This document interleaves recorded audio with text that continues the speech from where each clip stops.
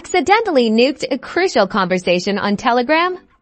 Don't panic. This video will explore potential ways to recover those deleted messages. First, let's check if you have automatic backups enabled while Telegram doesn't offer a built-in backup feature like some other apps. Certain settings and third-party tools might offer a chance at recovery. Head over to your Telegram settings. Navigate to Data and Storage and then Storage Usage. See if there's a significant amount of cached data. Telegram sometimes stores media files locally before deleting them from the chat, so this is your first hope.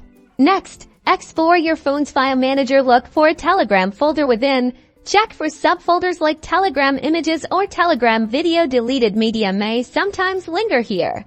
Now, for more advanced options, you could consider using data recovery software on your computer. Connect your phone, allow access, and run a deep scan. These programs can sometimes recover deleted files, including Telegram media.